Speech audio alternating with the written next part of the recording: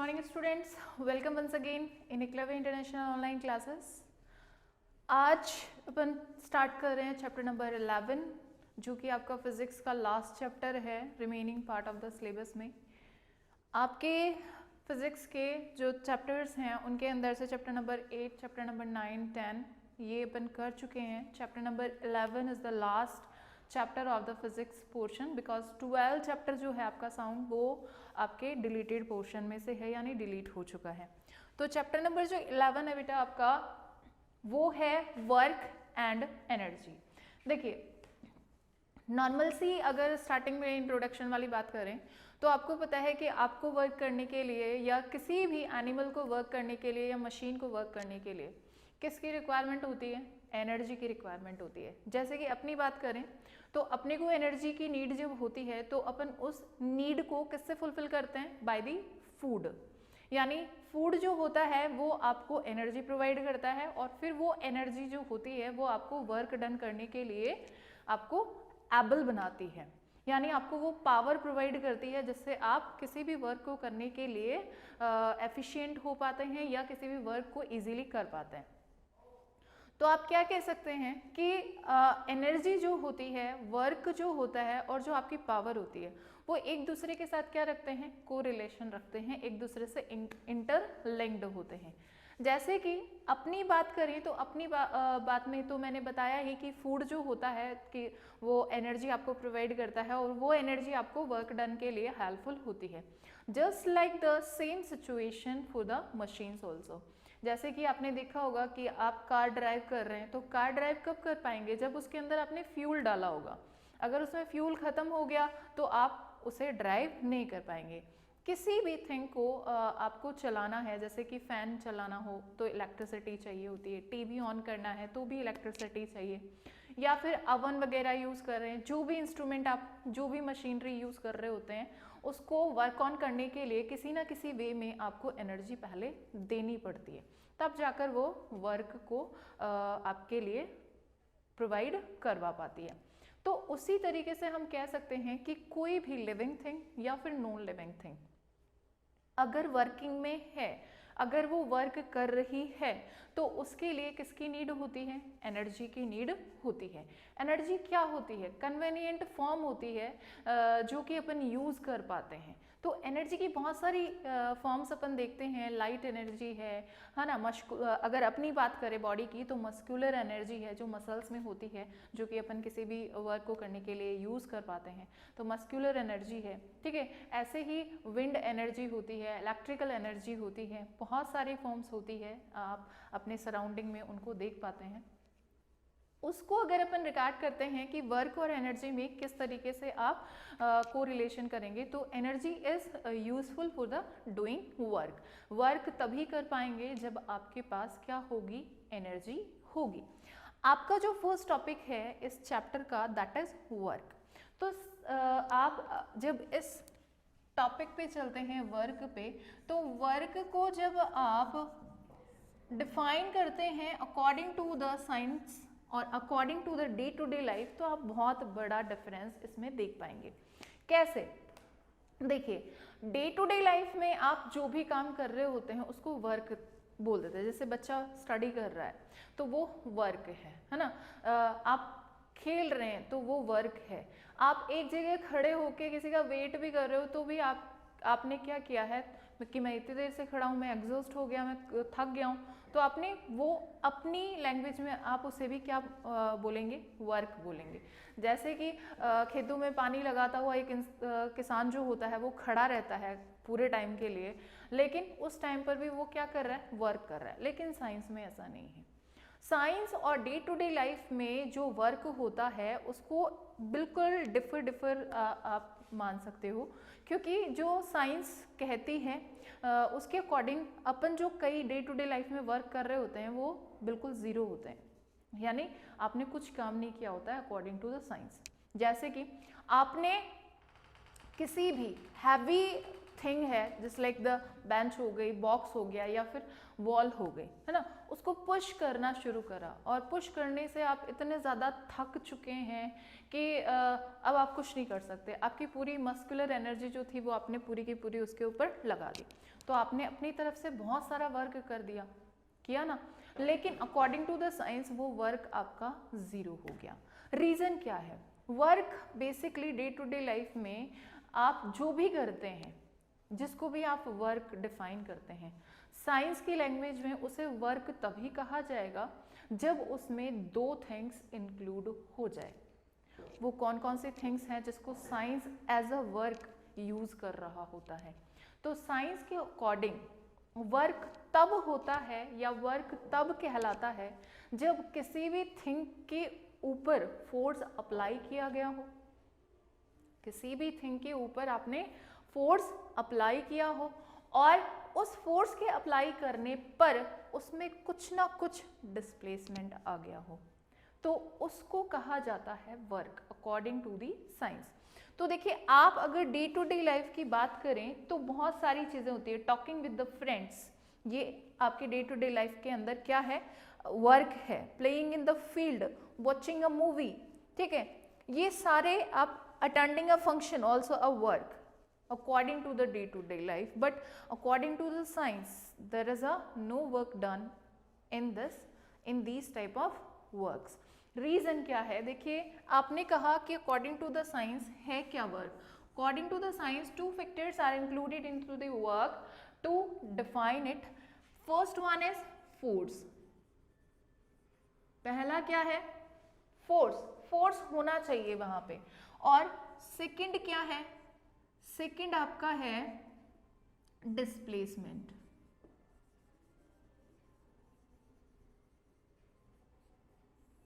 Second क्या है आपका? डिस्प्लेसमेंट, कि वहां पर डिस्प्लेसमेंट होना चाहिए। जैसे कि साइंस के अकॉर्डिंग एक एग्जांपल मैं आपको बताऊं कि पैबल्स, छोटे छोटे पैबल्स पड़े हुए हैं और उनको आप पुश कर रहे हो, है ना, जैसे कि स्वाइप करते हैं, ठीक है, स्वाइप ऑन करने पर डस्ट पार्टिकल्स, पैबल्स वगैरह क्या हो जाते हैं? मूव हो जाते हैं जिस जगह पे होते हैं उससे। तो आपने क्या करा? पहले उसको स्वाइप किया, यानी कि आपने क्या किया? उसको पुश किया। तो उस टाइम पर जो पैबल्स का मूवमेंट है from the first side to the next side या from the first position to the next position, तो वो जो पैबल्स का मोशन है that is included into the word according to the science.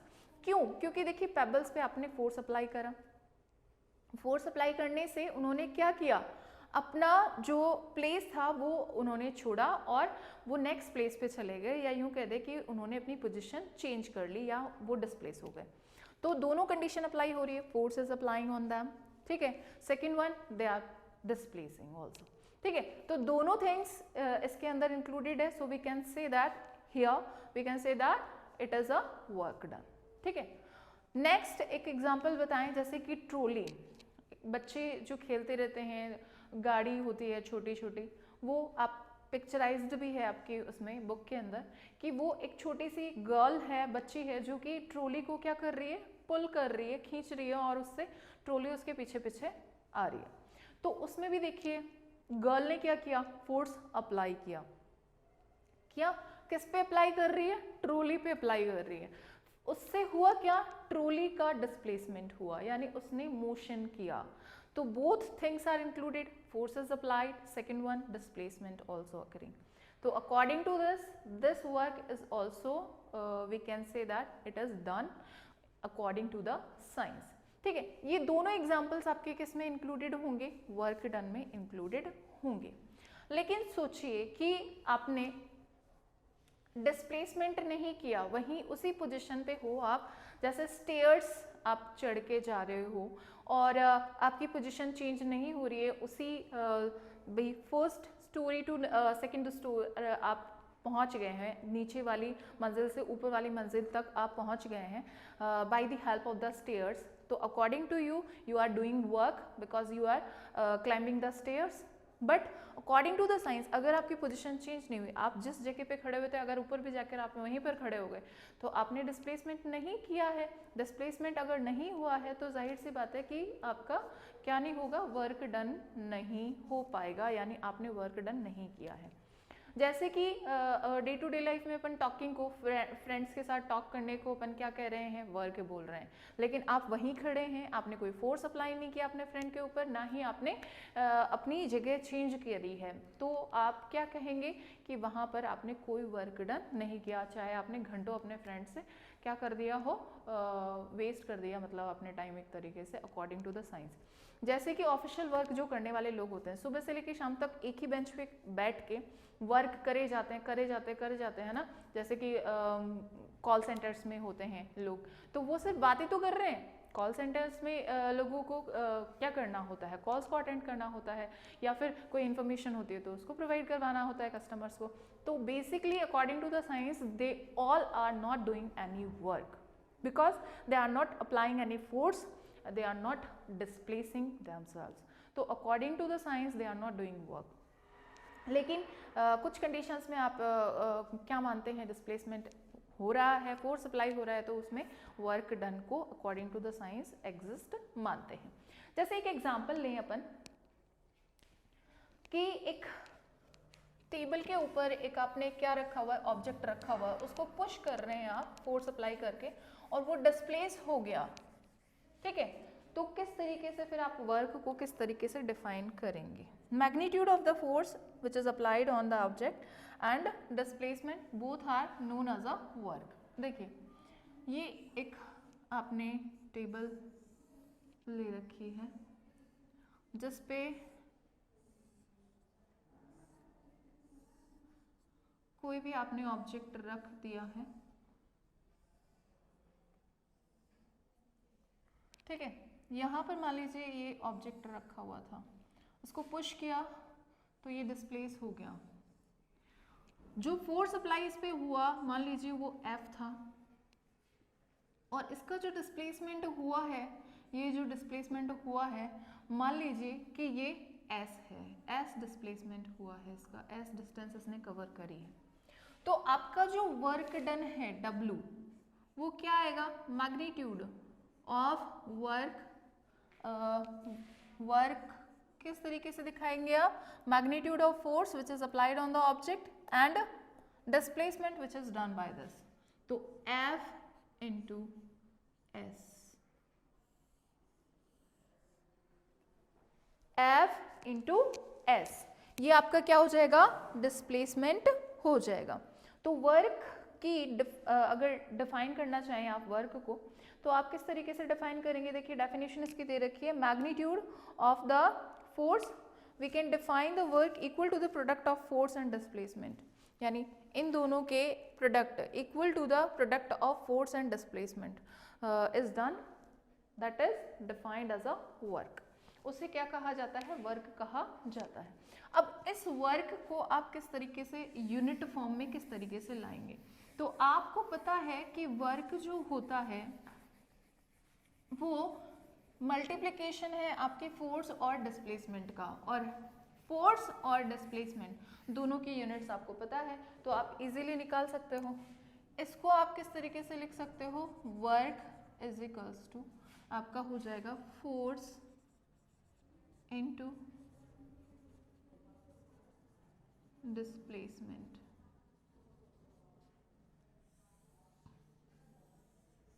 ठीक है, या फिर आप इसे इस फॉर्मूले से बता ही देंगे, W is equals to F into S। अब आप लिखेंगे कि we know that unit of F कितना होता है, क्या होती है यूनिट, न्यूटन, ठीक है, क्या होती है, न्यूटन होती है, एंड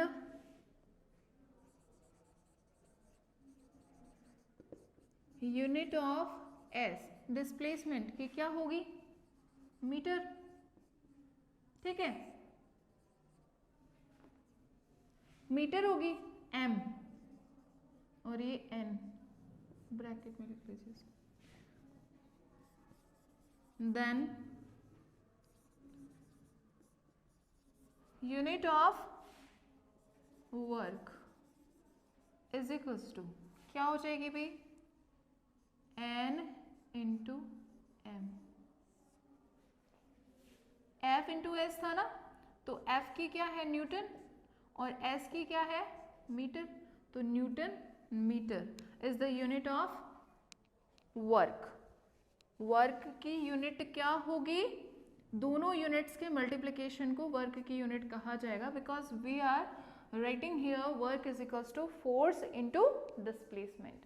तो आपकी वर्क की और जो वर्क की जो यूनिट होगी वो किसका मल्टीप्लिकेशन हो जाएगा, आपके फोर्स और डिस्प्लेसमेंट की यूनिट्स का मल्टीप्लिकेशन हो जाएगा। अब अगर मैं बोलूं कि 1 न्यूटन और 1 मीटर, यहां पर आपकी क्या है अमाउंट है किसका, फोर्स का और डिस्प्लेसमेंट का अमाउंट 1 न्यूटन और 1 मीटर है। मींस ऑब्जेक्ट के ऊपर 1 न्यूटन फोर्स अप्लाई किया जा रहा है तो वो 1 मीटर क्या हो रहा है, डिस्प्लेस हो रहा है। देखिए न्यूटन मीटर को जूल भी कहा जाता है, newton into metre is also known as a joule. देखिए वर्क को अपन ने लिखा newton metre because force is taken as a newton and displacement is taken as a metre. तो इस nm को आप जूल भी लिखते हैं, J is equals to N into M भी लिखा जा सकता है। तो यहाँ पे आप क्या कह सकते हो कि अगर किसी ऑब्जेक्ट के ऊपर 1 न्यूटन फोर्स अप्लाई किया जा रहा है और अगर उसकी वजह से उसका जो डिस्प्लेसमेंट आ रहा है वो कितना है, 1 मीटर है। कितना डिस्प्लेसमेंट हुआ उसका, 1 मीटर डिस्प्लेस हुआ वो, तो क्या कहोगे कि यहाँ पर कितना वर्क कंप्लीट डन हुआ, 1 joule. Work is equals to क्या आ जाएगा आपका 1 जूल। कैसे, देखिए 1 joule is equals to 1 newton into 1 metre. ठीक है, डिफाइन कैसे करोगे, if we are applying 1 newton force on an object and it is displacing by 1 metre then work done will be 1 joule. कितना हो जाएगा, 1 जूल वर्क डन हो जाएगा। कब, जब आपने किसी ऑब्जेक्ट के ऊपर कितना फोर्स अप्लाई किया, 1 न्यूटन फोर्स अप्लाई किया और वो ऑब्जेक्ट कितना डिस्प्लेस हुआ, 1 मीटर डिस्प्लेस हुआ, तो आपके पास यूनिट आ जाएगी 1 जूल। ठीक है, तो ये हो गया आपका 1 जूल की डेफिनेशन और किस तरीके से आप वर्क की यूनिट निकाल सकते हैं। अब बात आती है कि कई बार क्या होता है कि वर्क जो होता है वो पॉजिटिव लिया जाता है और कई बार क्या होता है वर्क जो होता है वो नेगेटिव लिया जाता है। यानी सिंबल जो होता है कई बार पॉजिटिव होता है और कई बार वर्क के सामने जो सिंबल होता है वो नेगेटिव लिया जाता है। कब लिया जाता है भाई, देखिए आप अगर वर्क को देखें तो वर्क आपका पॉजिटिव भी हो सकता है और नेगेटिव भी हो सकता है, पॉजिटिव और नेगेटिव दोनों हो सकते हैं। तो कब होंगे ये, पॉजिटिव वर्क कब होगा, नेगेटिव वर्क कब होगा, डिपेंड करता है कि फोर्स जो आप अप्लाई कर रहे हैं और जो उसका डिस्प्लेसमेंट का डायरेक्शन है उन दोनों के बीच अगर वो इक्वल डायरेक्शन में हो रहा है, यानी फोर्स जिस तरफ आप अप्लाई कर रहे हो उसका डिस्प्लेसमेंट भी उसी डायरेक्शन में हो रहा है, या फिर फोर्स आपने जो अप्लाई करा उसके अपोजिट डायरेक्शन में उसका क्या हुआ, डिस्प्लेसमेंट हुआ। तो 2 थिंग्स हो गई ना, फोर्स इज अप्लाइड, जो भी फोर्स आपने अप्लाई किया, and displacement which is done by the force. If both are in same direction, कौन सी डायरेक्शन में है वो कोई मैटर नहीं करता, किसी भी डायरेक्शन में हो, अपवर्ड डायरेक्शन में हो या फिर डाउनवर्ड है या फिर ईस्ट है वेस्ट है, किसी भी डायरेक्शन में है, ठीक है। तो किसी भी डायरेक्शन में जो भी फोर्स अप्लाई किया जा रहा है अगर वो डिस्प्लेसमेंट जो अकर हो रहा है अगर वो सेम डायरेक्शन में हो रहा है, जैसे when force acting on the same direction, जैसे कि आपने किसी थिंग को, जैसे ये इसी को मान लेते हैं, मैंने फोर्स अप्लाई किया ये इस तरीके से, यानी डायरेक्शन जो है दिख रही होगी, मेरी तरफ से आपकी तरफ है। तो ये जो डायरेक्शन है, डिस्प्लेसमेंट देखिए इसका सेम डायरेक्शन में। तो इस तरीके से अगर डिस्प्लेसमेंट होता है तो उसे कहा जाता है पॉजिटिव वर्क। यानी if in the positive work, if force and displacement both have same direction, means if we are applying the force and object is displacing in the same direction then work will be positive। यानी W is equals to जो force आपने apply किया वो भी उसी direction में है और जो आपने डिस्प्लेसमेंट दिया वो भी उसी डायरेक्शन में है, तो आपका दोनों पॉजिटिव होंगे, इस वजह से आपका वर्क भी क्या आ जाएगा, पॉजिटिव आ जाएगा। लेकिन इसमें ऐसा नहीं होता, इसमें क्या होता है, force and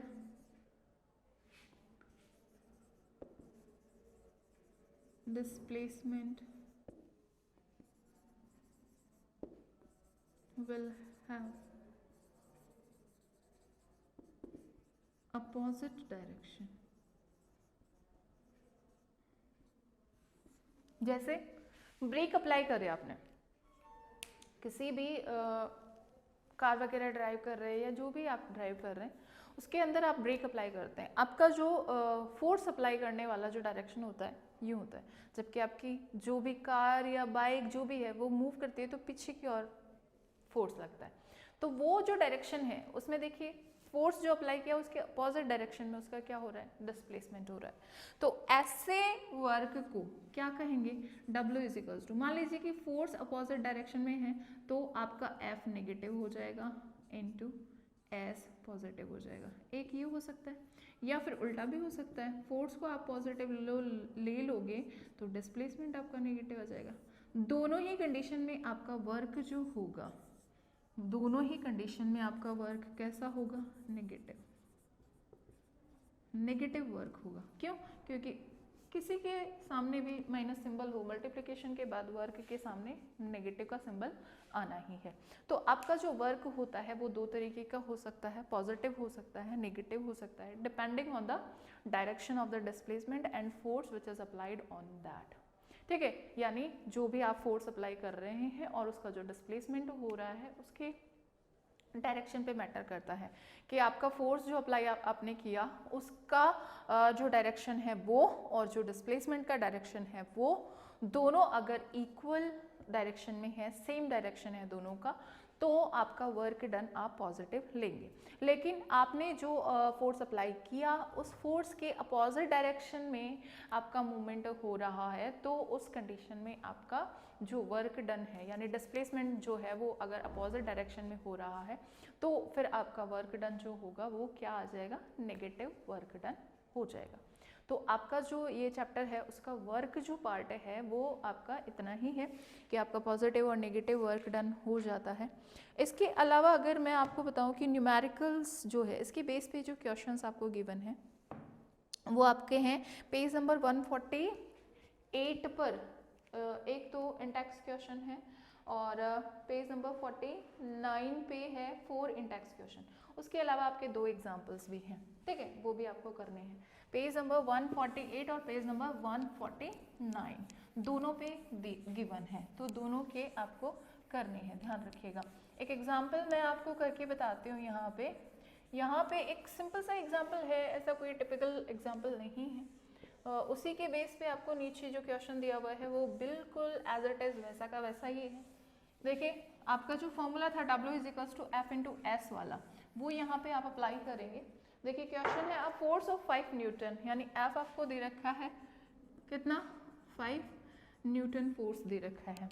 a force is given as a 5 newton acting on an object. The object is displaced through 2 meters in the direction of the force. In the direction of the force मतलब work क्या होगा, positive. S is equals to आपका क्या है to metre, same direction में है, same direction में है मतलब आपको पॉजिटिव ही लेना है। अगर वो बोलते हैं अपोजिट डायरेक्शन में है तो फिर आप एस कैसा ले लेते, माइनस का, नेगेटिव ले लेते।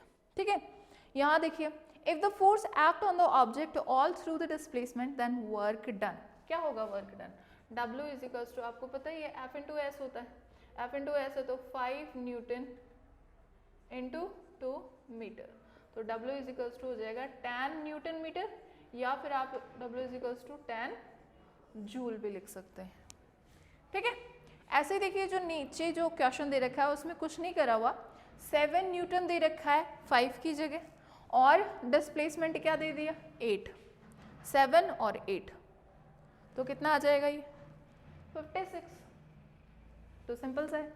इसके अलावा क्वेश्चन एग्जाम्पल जो है आपका 11.2 वाला, पेज नंबर 148 पे, a porter lifts a luggage of 15 kg from the ground and push it on this head 1.5 meter above the ground, यानी आपको m गिवन है, मास दे रखा है 11.2 एग्जाम्पल की बात कर रही हूँ मैं, मास कितना दे रखा है 15 kg, 15 kg, और फिर वो बोल रहे हैं कि मैं इसे लिफ्ट कर रहा हूँ, कितना लिफ्ट किया, ऐसे से आपके पास हो गया 1.5 मीटर। ठीक है, 1.5 मीटर उसने लिफ्ट किया ग्राउंड से। Calculate the work done by him on the luggage, देखो यहाँ पर इस F को रिप्लेस किया जाएगा M इंटू A से, G से, क्योंकि यहाँ पे ऊपर की ओर उठाने की बात कर रहा है, मतलब ग्रेविटेशनल फोर्स लगेगा, राइट। तो यहाँ अगर अपन बात करें इस चीज़ की कि यहाँ W निकालने के लिए आपको F इंटू एस में F इज इक्वल्स टू लेना पड़ेगा MA, because M is given here and you know that if you are taking the gravitational force then ma will be become now mg, तो w is equals to formula हो गया आपके पास m into जी into S, तो w is equals to आपके पास m आपके पास कितना है 15 into जी कितना है 10 इंटू एस कितना है 1.5, इस पॉइंट को हटाइए नीचे 10, 10 से 10 कैंसिल, 15 इंटू 15 कितना होता है 15 इंटू 15 225, ठीक है, ये आ गया आपका answer newton metre. W is equals to आपके पास आ गया 225, क्या आएगा जूल। डन। इस तरीके से आप देखो, ये दो तो मैंने करवाई दी, एक एग्जांपल भी हो गया। 4 क्वेश्चंस करने हैं पेज नंबर 149 से। कहाँ से? पेज नंबर 149 पे 1 to 4 क्वेश्चंस जो है वो आपको करने हैं। अगर उनमें कोई प्रॉब्लम आती है तो फिर मुझे आप सेंड कर दीजिएगा, ठीक है। तो आज के लिए इतना ही रखते हैं। नेक्स्ट टॉपिक जो आपका आएगा that will be energy. Work वाला पोर्शन आपका चैप्टर नंबर 11 का कंप्लीट है। अब नेक्स्ट जो पार्ट आएगा उसमें एनर्जीज के टाइप्स पढ़ेंगे, kinetic energy, potential energy, mechanical energy वगैरह, तो वो आपका नेक्स्ट टॉपिक है। तो आज के लिए इतना ही। Thank you and have a nice day.